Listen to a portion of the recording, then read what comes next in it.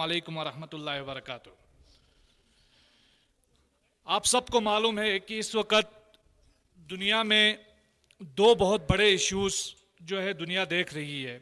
एक तरफ फ़िलिस्तीन में जो कत्लेआम हो रहा है, गज़ा में जो कत्लेआम हो रहा है, जिसकी ख़बरें भी मीडिया पे आ रही हैं, आपको सोशल मीडिया के ज़रिए सुनाई दे रही हैं।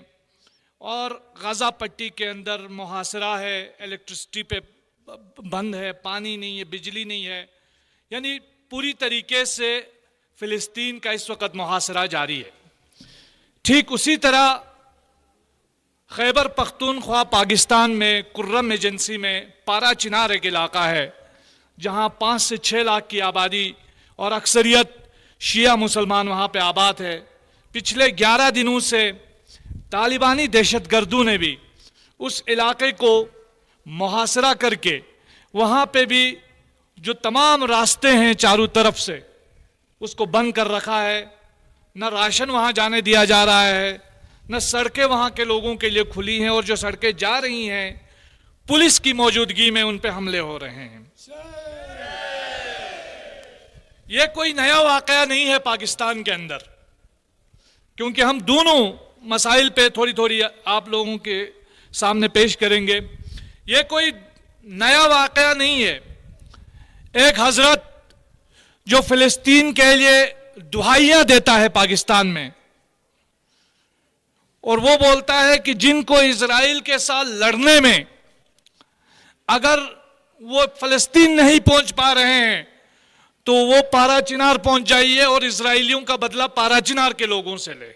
इससे बड़ी बेशर्मी क्या हो सकती है? आज आप देख रहे हैं पारा चिनार, ये कोई नई बात नहीं है। 28 लोग अब तक शहीद हो चुके हैं पारा चिनार के अंदर। पूरा मीडिया जो है ब्लैक आउट चल रहा है, मीडिया में एक खबर भी नहीं है पारा चिनार के हवाले से। पिछले 11 दिनों से जो पारा चिनार की 6 लाख की आबादी को आप लोगों ने मुहासरे में बंद कर रखा है, लोगों का बेदरे कत्लेआम हो रहा है और उस कत्लेआम की कोई अकाउंटेबिलिटी नहीं है। उस पर पाकिस्तान सरकार को शर्म क्यों नहीं आती है? उस पर पाकिस्तानी एस्टेब्लिशमेंट खामोश क्यों है? उस पर पाकिस्तानी मीडिया खामोश क्यों है? यह खुद अपने आप में सवाल है।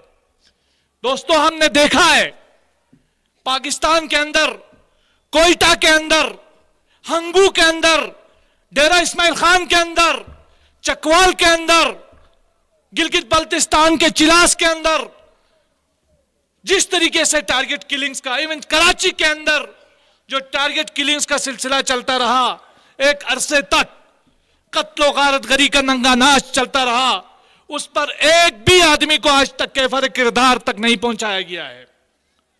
औरंगजेब फारूकी, मलिक इसहाक, ये वो दहशतगर्द है जो एलानिया तौर पर कराची की सड़कों में गिलगित बल्तिस्तान से लेकर के कोयटा तक और पारा चिनार तक शियों के कत्लेआम के ऐलानात करते थे। और यही वजह है कि आज हम देखते हैं कि पारा चिनार के अंदर भी जो कुछ हो रहा है उसमें भी मुसलसल बेहिसी का मुजाहिरा किया जा रहा है। अजीजान मोहतरम, हम लोग अगर गज़ा पे प्रोटेस्ट करते हैं और करेंगे, कत्लेआम पर मजम्मत करते थे, कर रहे हैं और करते रहेंगे, लेकिन इसका यह मतलब नहीं है कि हम पारा चिनार को फरामोश कर देंगे। और आज हम देखते हैं गज़ा पट्टी के अंदर 9,200 लोग लुक़्मा-ए अजल बन गए इसराइली बर्बरियत की, जिसमें 7,000 बच्चे हैं। और पूरा फ़िलिस्तीन इस वक्त एक कब्रिस्तान की शक्ल अख्तियार कर चुका है। अक़वाम मुत्तहिदा कहता है, अक़वाम मुत्तहिदा के जिम्मेदारान वो कह रहे हैं कि अगर दुनिया में कहीं जहन्नम का माहौल देखना है तो आप लोग फ़लस्तीन जाइए। और यही खादिमीन हरमैन शरीफैन, अरब लीग, OIC, ये वो तंजीमें हैं जो 56 इस्लामी ममालिक के वो जो रूसा, उमरा, हुक्काम, वो इसको लीड करते हैं। और अजीजान, ये जानिए, आज जब गज़ा पे बमबारी हो के लोग मर रहे हैं, جہاں لوگوں کو ہاسپٹل میں دینے کے لیے انستھیسیا بھی نہیں ہے اور فرش پہ لیٹا کے آپریشن ہو رہا ہے، ایسے میں سعودی عربیہ کے اندر شکیرہ اور سلمان خان کا کنسرٹ منعقد کیا جا رہا ہے۔ یمن سے انصار اللہ کہتا ہے کہ ہم آپ پہ حملہ کریں گے، ہم جوابی کارروائی کریں گے۔ سعودی عرب اور جورڈان کہتا ہے کہ ہم اپنی سرحدی حدود، ہم نے اپنا فضائی حدود آپ کو استعمال کرنے کی اجازت نہیں دیں گے۔ تو کیا آپ یہ نہیں کہیں گے کہ یہ ایسے مسلمان جنہیں دیکھ کے شرمائے یہود، یہ ایسے لوگ ہیں، تو ایسے لوگوں سے آپ کوئی امید نہیں کر سکتے ہیں؟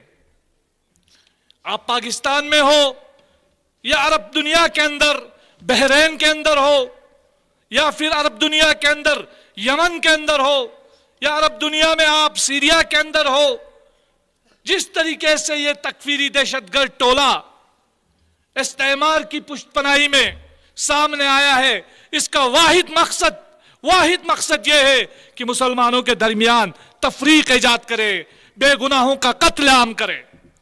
آج سے 3-4 دن پہلے 29 اکتوبر کو پاکستان کے پارا چنار میں وہاں کی شیعہ آبادی کے اور سنی آبادی کے جو معززین ہیں، انہوں نے ایک مشترکہ جرگہ کیا۔